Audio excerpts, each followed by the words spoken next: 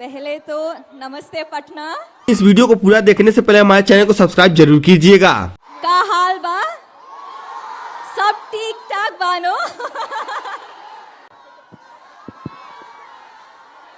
नमस्ते।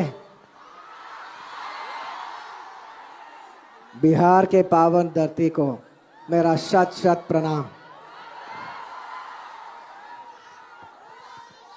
पहली बार बिहार आया हूं।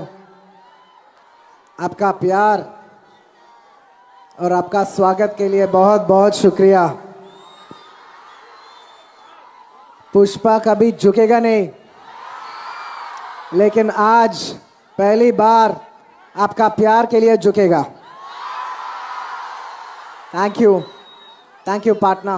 मैं फायर पटना की फायर, झुकेगा नहीं साला। इतनी बड़ी फिल्म पुष्पा का आज ट्रेलर लॉन्च हो रहा है, वो भी हमारे बिहार में। ये हम सभी बिहारियों के लिए भी गर्व की बात है। तो एक बार जोरदार तालियां बजाओ ना।